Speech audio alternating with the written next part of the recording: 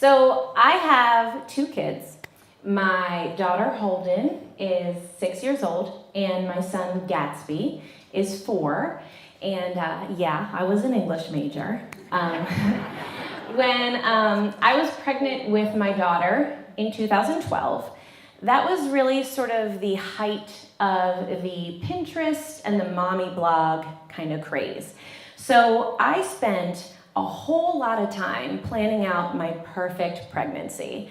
So I would take a photo every week with a different piece of fruit that showed the size that the baby was supposed to be that week, and I curated the perfect registry. I had a freaking mood board for my nursery. Like, I was all in on motherhood, right? Or at least I was all in on what I thought motherhood was supposed to look like.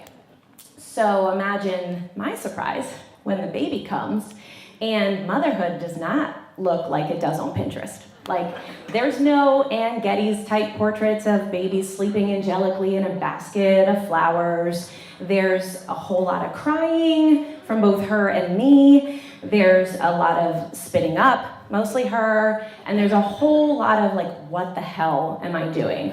Mostly from me. And I couldn't figure out why my momming experience did not look like what it was supposed to. And I like to be good at stuff, so I needed to figure this out. And I kind of have a professional motto for myself, and that is fake it till you make it. So I decided I was going to apply that to motherhood, and I was going to double down. So not only was I going to like will this perfect motherhood into existence, but I decided that I was going to start my own damn mommy blog as well. So if you're familiar with mom and lifestyle blogs of that era, they all have kind of similar elements. Like, they have this pleasing pastel color scheme and a cute logo and a really twee name that usually has the word "oh" in it. So it's like, "oh, happy day," and "oh, she glows." And so, I wanted to fit in. So I spent some time and I thought about what would be my perfect blog name. And so I ended up with "Oh Bother Blog," because it had the O and it was cute, and my logo was like a little honey pot. But mostly, I realized that when Winnie the Pooh says, "oh bother," like, he's really saying, "oh shit," right? So I felt like that was kind of spot on for what I had going on. So I wrote my first blog post in March of 2013. My daughter was about 9 months old.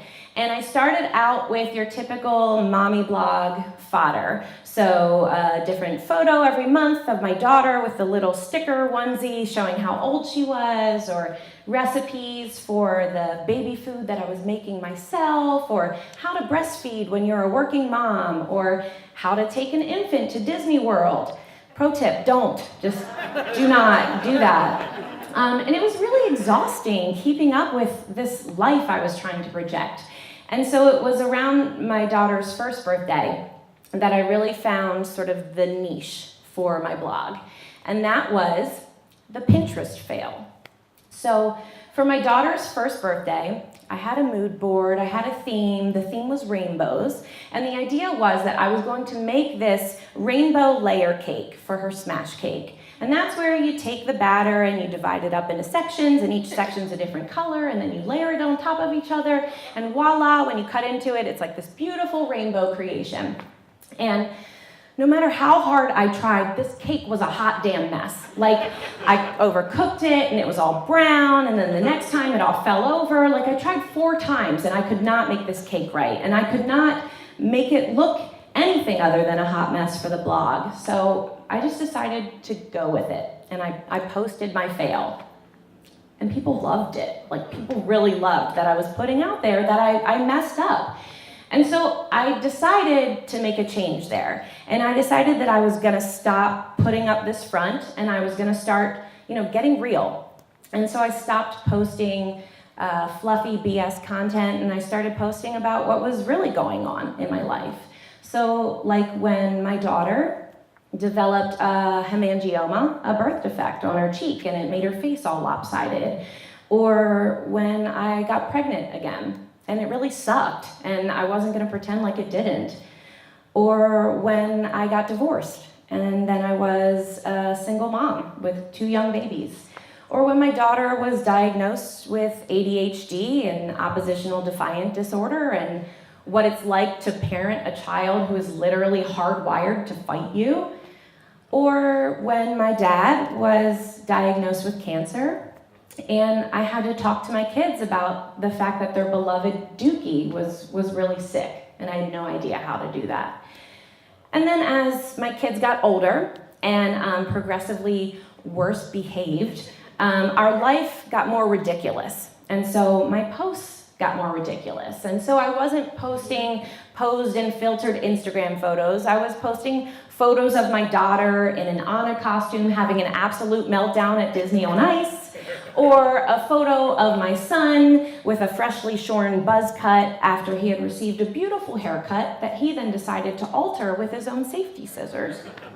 And, I think that some people liked to read my blog for the schadenfreude. Like, it's hilarious to see someone else dealing with a potty training toddler who has an accident of the number 2 variety and then proceeds to smear the contents all over your house, right? But I think that there were a lot of people who appreciated that there was someone who was sort of opening up about what was really going on and about how they were struggling.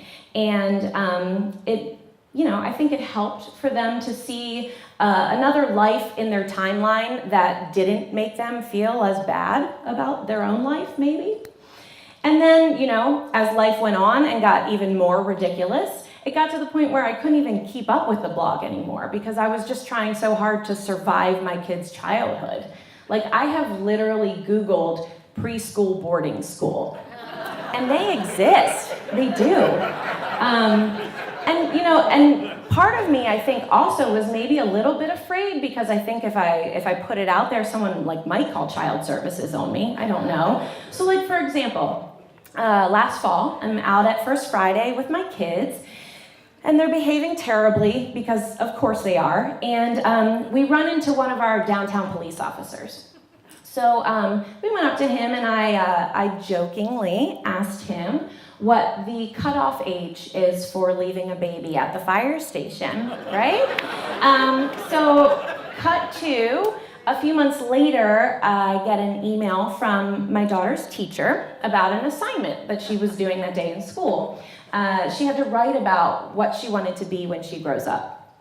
And she said that she wanted to be a mom, but that she didn't want to have her own kids. She wanted to get them from the fireplace.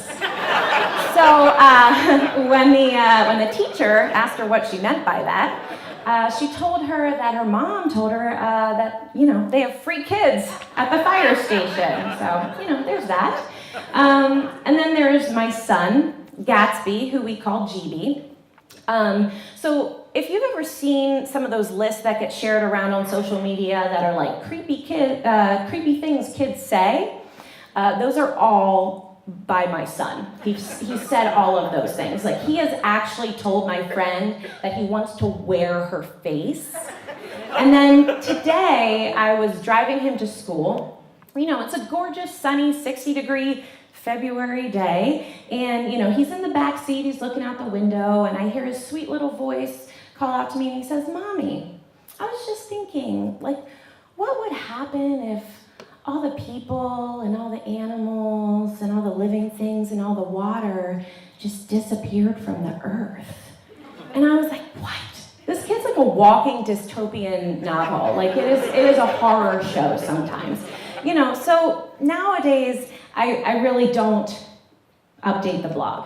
I post twice a year on my kid's birthday, and I write them a birthday letter where I sort of recap how their year went and tell them how they've changed. And I think of it kind of as a living baby book that they might want to read someday.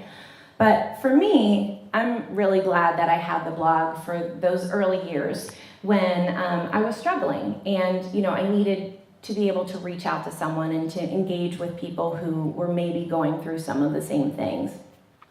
And today I actually continue to get emails and comments from people who, must be online searching for hemangioma or ADHD or preschool, boarding school, and they find me and they reach out. And I'm really happy that my own, sometimes horrific experiences can help them, and that I can be that person that they need to engage with in that time, because I've been through it too. And I think in the end, we're all just maybe looking for verification that we're all hot messes, and that none of us know what we're doing, and that none of our lives are perfect. None of our lives look the way that they do on Instagram.